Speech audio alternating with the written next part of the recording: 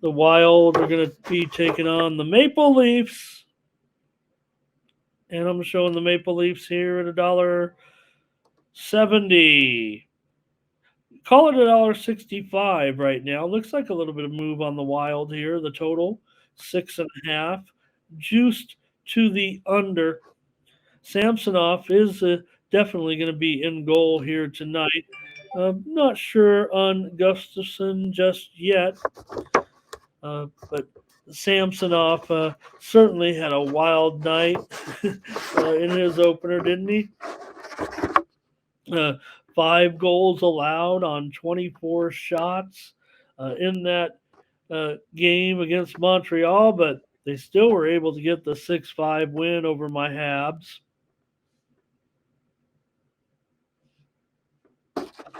And he'll be in there again today.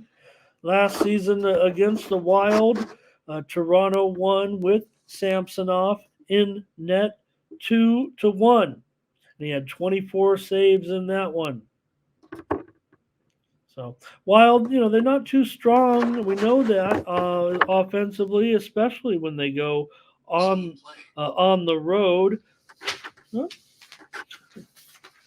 Let me got scared there. Let me preempt that here. Let me get to this steam. We'll get right back here. The Citadel taking steam here today, plus 3.5.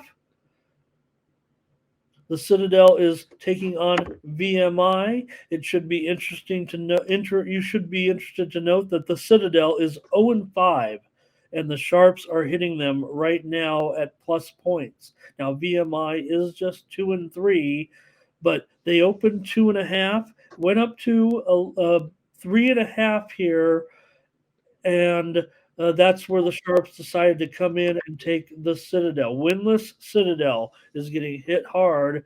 Well, as hard as you can on an FCS game. Remember, the other thing about these games are the limits. There's no doubt. Some of these games will be limited to even professionals, sometimes at just a nickel or a dime. But still, giving you guys a value. Nickel or a dime. Maybe that's you. Maybe it's not. Maybe you're $100-$200. Maybe not. Maybe you're even. It doesn't matter. It's all relative and it's all the same. So you can look down. Oh, Darren can't even get the FCS games. You were killed. They stopped giving you those because you were probably crushing them. All right. Let me get in here on the Wild and the Leafs so we can wrap this one up real quick here. Was looking both side and total. I mean, we could do a little of that too here, maybe.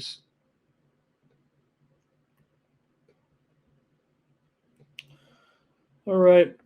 Toronto, they have won 4 out of the last 5 meetings in this series. Underdog does pretty well, actually, in this series of late.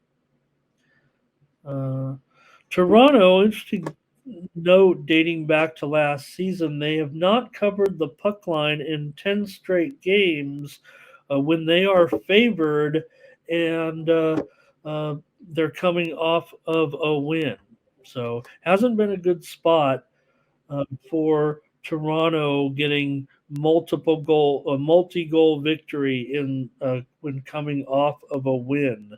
And I don't know. That's kind of a spot where I think Minnesota kind of comes into play. I know the puck line's pretty high, but if it's under $1.50 or so, I might be interested. I feel like it's it's $1.65 as expected. Toronto has gone under in 7 of their last 8, dating back to last season. Let's do it.